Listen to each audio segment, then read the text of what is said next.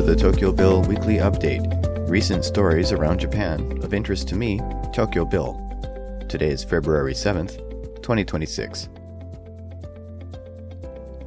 So first, a quick beer announcement. This week sees one of Japan's biggest craft beer events. The 2026 Japan Brewers Cup will see 2 days of judging the products of over 40 breweries from Japan and overseas, many from the US. The public event goes from Friday through Sunday, with over 200 beers of all varieties available. Come try some new brews, and you'll even get to talk with the brewmasters. If you can make it to Yokohama this weekend, I might see you there. On to the news. The Japanese government positioned food technology research as a key national strategy in 2025. Food tech aims to address high costs and other issues using biotechnology and AI. Current food-related crises include escalating chocolate prices driven by a cacao shortage, due in part to environmental issues in West Africa. In response, Cho Viva, a sunflower seed-based chocolate substitute developed in Germany, was introduced to retailer Aeon's customers via their Top Value brand this past year. Meanwhile, Japanese startups are exploring alternatives such as meat substitutes derived from sake byproducts and koji mold, as well as cellular foods, where meat tissue is essentially grown from living cells.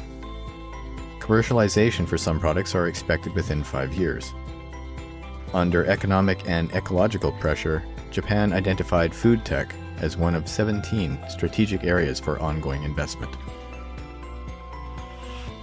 On Friday morning last week, 22-year-old Australian Brooke Day was fatally injured in a ski lift accident in the Hakuba ski area in central Japan. According to local police and resort chief Tsuneo Kubo, Day's backpack became caught in the lift carriage as she attempted to exit the lift, suspending her in midair. Resort staff immediately halted the lift and initiated rescue efforts, transporting her to a hospital where she was later pronounced dead, reportedly in a state of cardiac arrest. Kubo stated that the resort is fully cooperating with police investigations and is committed to enhancing safety measures before resuming lift operations.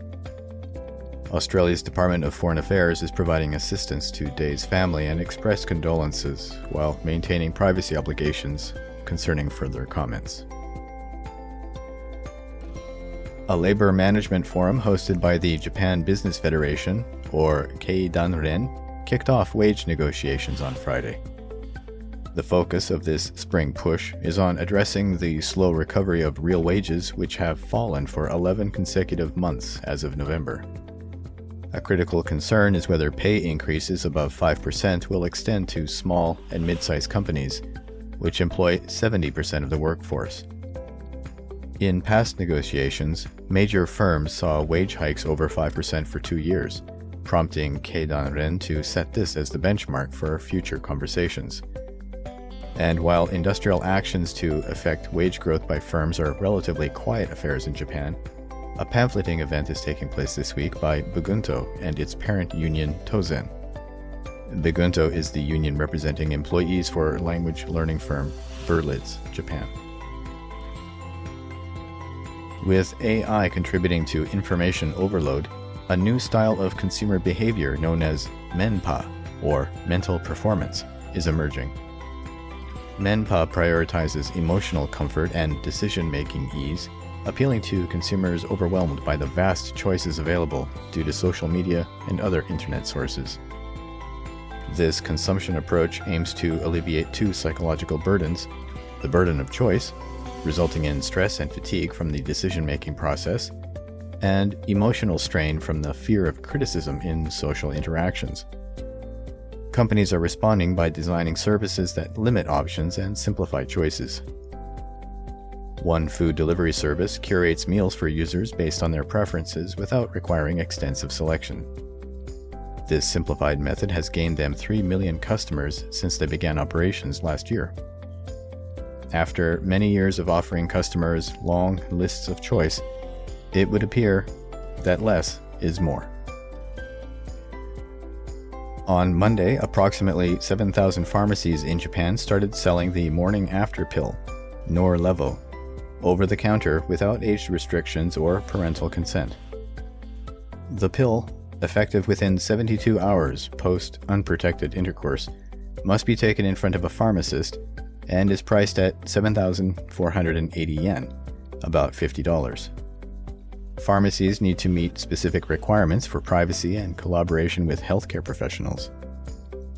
Trained pharmacists will ensure eligibility through a checklist, advising women to follow up with a pregnancy test or gynecologist thereafter.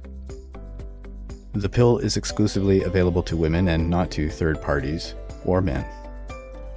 Drugstores may recommend consultations for younger women or frequent purchasers, especially concerning potential abuse. This initiative follows a trial allowing sales to women 16 and older since November 2023. Ahead of February 22nd, known unofficially as Ninja Day, Iga municipal government transformed its headquarters into Ninja City Hall from February 2nd to the 6th, with staff attending visitors in ninja costumes. This year's celebration marks the 10th Ninja Day since the city declared itself Ninja City in 2017. The event commenced with a ceremony where Mayor Toshinao Inamori, also in ninja attire, emphasized the importance of preserving the ninja heritage. Approximately 120 employees participated by wearing costumes in various colors. The celebration of February as Ninja City Month will continue until February 28th, with local banks, a hotel, and a kindergarten also engaging, with staff and children dressing as ninjas during this period. A study has determined that female politicians may face disadvantages in elections if wearing masks, unlike their male counterparts. Conducted during the COVID-19 pandemic, the research examined how voters assess politicians' appearances. About 1,500 people across Japan rated support for both masked and unmasked images of notable politicians, revealing that support for female politicians dropped significantly, while men's ratings remained unchanged when masked. Associate Professor of Labor Economics at Kyushu University, Kiho Muroga, noted that previous studies suggest that women are evaluated more on their appearance. She notes that unconscious biases in voter perceptions adds to the difficulty female candidates face, struggling with a dilemma that their male counterparts don't have to face. The findings are published in Japanese Journal of Political Science. Let's take a short pause. In case you're wondering, I'm TokyoBill, a long-term expat from Canada with an interest in the local craft beer scene. I started the TokyoBill as a blog, where I wrote about local pubs and events, and then included news articles on Japan that I happened to find interesting, not just the big stories carried by the mainstream media.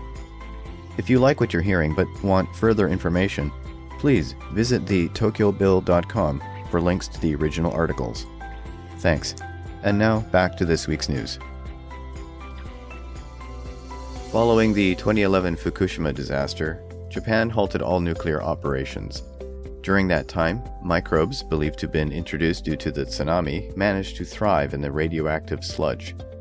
This complicates decommissioning efforts due to their corrosive effects on metal infrastructure. Biologists from Keio University discovered abundant bacteria from the Limnobacter and Bravirabidus genera, which were able to survive high levels of ionizing radiation, as well as smaller numbers of other genera. These bacteria apparently thrive by oxidizing inorganic compounds, and their growth may be supported by biofilms that provide protection. The study emphasizes the need to address microbial corrosion in long-term decommissioning strategies. Also, as many of the identified microbes are found in marine environments, it suggests adaptive traits for ocean life are somehow helpful for survival in the reactor. The 76th Sapporo Snow Festival commenced on Wednesday, showcasing the beauty of snow and ice across 3 venues in the city and will run until February 11th. The main venue, Odori Park, displays 136 snow sculptures, including a 30-foot high replica of Tsurugajo Castle. New this year is a collaborative event at Sapporo Dome Sports Stadium. While record-heavy snowfall last week has not interfered with the proceedings, organizers are somewhat concerned about this year's attendance. The impact of the Chinese travel advisory, the upcoming national election, and the Winter Olympics remain uncertain. Last year, the festival attracted over 2.3 million visitors from within Japan and abroad. More elderly individuals are committing minor crimes to secure basic needs like food and healthcare in prisons. The focus of institutions has shifted from punishment to social reintegration, despite the high costs of housing aging inmates. Many elderly face inadequate pensions and isolation, with 13.5% of the inmate population over 65, most of whom commit crimes such as petty theft simply to feed themselves and to avoid homelessness. The head of Fukushima Prison's correctional treatment facility, Yasuo Nakajima, explained that until new legislations were made last year, such offenders were given the same treatment as hardened Yakuza inmates, mandatory labor included. Some inmates expressed satisfaction with prison life, considering it a better alternative to the outside world, highlighting systemic failures in social welfare and challenges in managing pension payments for elderly prisoners. Tokyo police arrested 2 Vietnamese men suspected of illegally purchasing popular Pokemon cards through fake accounts on a sales website. The suspects allegedly resold the cards for profit. From June to September 2025, they created 30 fictitious accounts using fraudulently obtained SIM cards to access lotteries for purchasing Pokemon card boxes. It is estimated that they illegally bought 4,500 cards across 30 boxes. One of the men was arrested in October and indicted for fraudulently providing information to acquire SIM cards, likely used to set up the fake accounts. Following police searches, over 15,000 Pokemon cards were seized, with the suspects believed to have earned around 4 million yen, about $25,500, from reselling these cards. The police have not disclosed whether the suspects have admitted to the allegations. The Tokyo High Court upheld a prior ruling mandating the state to transfer the remains of Aum Shinrikyo leader Asahara Shoko to his second daughter.